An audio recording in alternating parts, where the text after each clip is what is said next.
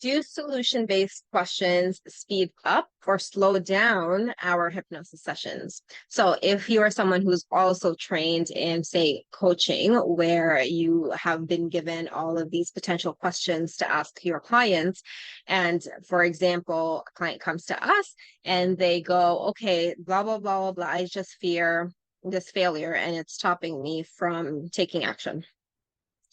And then we go, okay, so what does that look like without the fear? Who are you without the fear? Now, that is not a bad question. That's not a wrong question either. But at the same time, that's also not the best question based on the context and where you're at within the session. So if that question is asked at the very, very beginning of the session where your clients are still knotted, they are still stuck in the problem, asking a future paced question can help, but it's very likely that even if that future paced question does work, it has the potential, our clients have the potential to re-engage in that behavior. Why?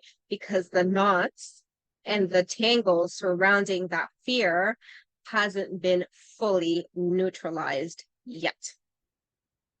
So I hope that makes sense. And this is something that happens a lot inside our conversational hypnosis trainings because, my students are learning something new. The minute we start the demos and they go through the hypnotic interview, and this is to no fault of their own, this is an error that I did also when I first started learning it, was they would ask a question, a fear or a distressing emotion would come up, and an immediate question is like, okay, let's get out of this now. Again, whilst that can work, I take them back to the present moment of, no, your clients are still feeling this fear.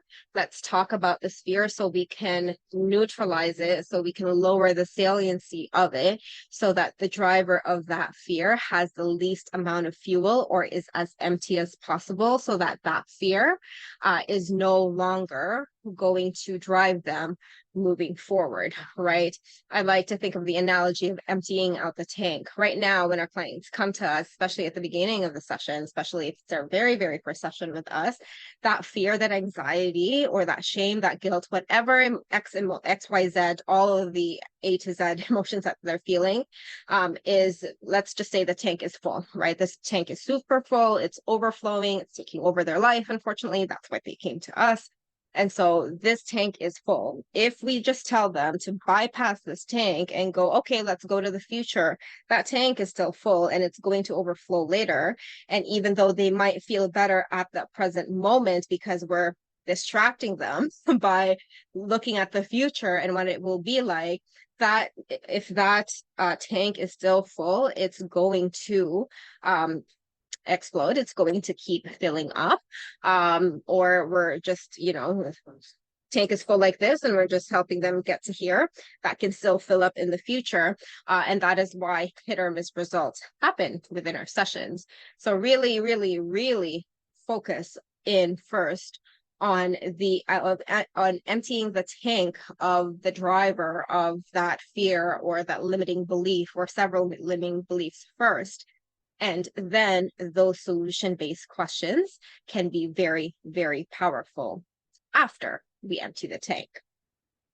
So, to answer this question, solution-based questions can slow our sessions up if they are asked too early, before the knots are untied, before the tank of the fuel is still, when the tank of the fuel is still full.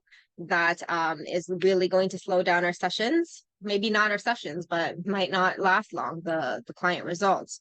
And solution-based questions can speed up client results once the knots have been untied, once the fuel that is fueling those distressing negative emotions has been cleared and our client is in this clean state of mind. Then a solution-based question can be very, very powerful, because then now it motivates them to move forward.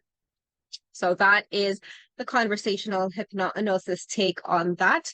I hope that makes sense. If you have any questions at all, let me know. I will see you later.